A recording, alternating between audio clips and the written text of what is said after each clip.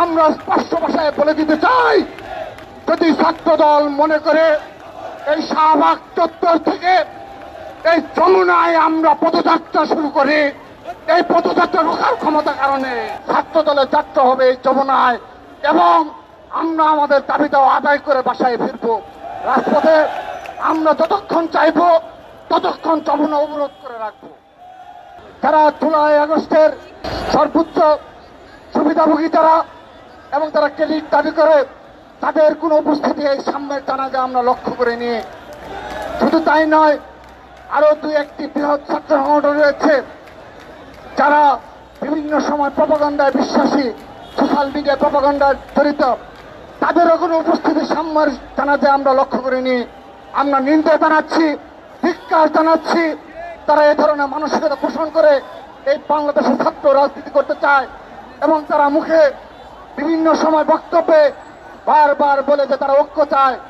যদি সাম্যর জানাজা পড়তে তাদের অনিয়া থাকে, তাদের সাথে কি ধরনের ঐক্য হতে পারে? আমি সাধারণ শিক্ষার্থীদের প্রশ্ন রেখে গেলাম।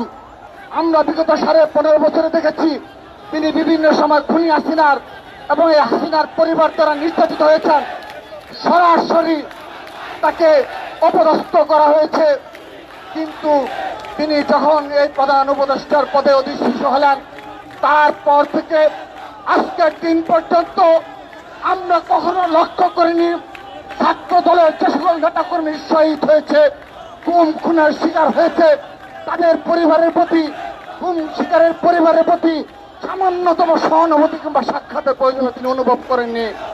আজ তিনি 9 মাস অতিবাহিত হয়েছে, তারই ধারাবাহিকতায় সাম্য হত্যা, পারভেজ হত্যা হয়, ছাত্র দলের নেতাকর্মীরা এখনো খুন হয়, কিন্তু এই সরকারের শীর্ষ পর্যায়ে থেকে কোনো বক্তব্য কিংবা সদিচ্ছার লক্ষ্য করেনি। আমরা স্পষ্ট ভাষায় বলে দিতে চাই, যদি ছাত্র দল মনে করে এই শাহবাগ চত্বর থেকে এই যমুনায় আমরা পদযাত্রা শুরু করি, এই পদযাত্রা রোখার ক্ষমতা কারণে আমরা স্পষ্টভাবে বলে দিতে চাই, যদি তাদের এই ধরনের ষড়যন্ত্রমূলক এবং সদিচ্ছার অভাব আগামীতে লক্ষ্য করি, তাহলে স্পষ্ট ভাষায় বলে দিতে চাই ছাত্র দলের যাত্রা হবে এই যমুনায় এবং আমরা আমাদের দাবি দাওয়া আদায় করে বাসায় ফিরব। রাজপথে আমরা যতক্ষণ চাইব ততক্ষণ যমুনা অবরোধ করে রাখবো।